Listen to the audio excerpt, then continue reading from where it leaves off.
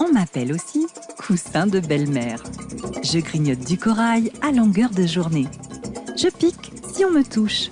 Je suis l'acanthastère. Cette étoile de mer est l'une des plus grosses de la planète. Elle mesure jusqu'à 70 cm de haut et pèse près de 3 kg, sans compter ses 15 à 20 bras bardés d'épines. Savez-vous qu'il existe un point commun entre l'acanthastère et du gel douche? Tous les deux moussent comme du savon quand on les remue dans l'eau.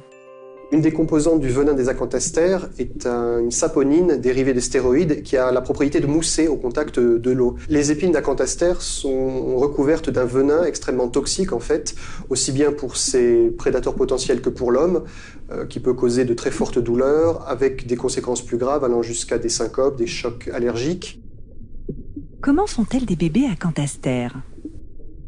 Les mâles et les femelles vont chacun émettre des gamètes dans l'eau, dans l'environnement, qui vont se mélanger et éventuellement se rencontrer, fusionner pour donner naissance à des larves. Ces larves vont dériver dans le milieu pendant entre 15 et 40 jours à peu près. Donc elles peuvent dériver sur très grande distance, plusieurs centaines de kilomètres parfois, et coloniser de nouveaux récifs. Qui sont ces prédateurs?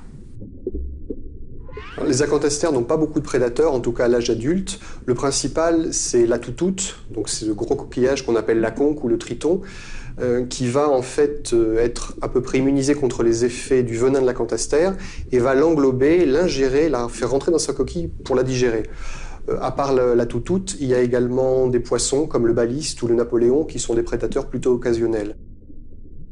Elles détruisent le corail, c'est vrai? Les acanthastères sont responsables du disparition du quart de la grande barrière de récif et cela amène en fait un changement profond dans l'écosystème corallien tout entier. Ça touche les poissons qui sont dépendants du corail, ça touche les invertébrés. Donc en cascade tout au long de la chaîne alimentaire, ça peut arriver jusqu'à des risques pour la sécurité alimentaire des populations qui dépendent du récif corallien pour leur subsistance.